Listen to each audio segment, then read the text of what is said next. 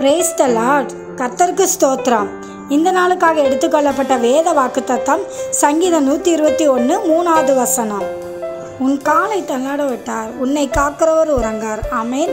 இதை பார்த்து கொண்டிருக்கிற பிரியமான சகோதர சகோதரிகளே, தேவன் எல்லா சூழ்நிலையிலும் உங்கள் கூட இருந்து அவர் ஒருபோதும் உங்களை தள்ளாட விட மாட்டார்.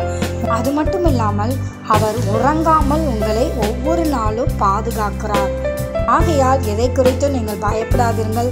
தேவன் உங்களை கூட இருந்து உங்களை எல்லா தீங்குக்கும் விலக்கி பாதுகாப்பார். ஆமேன்.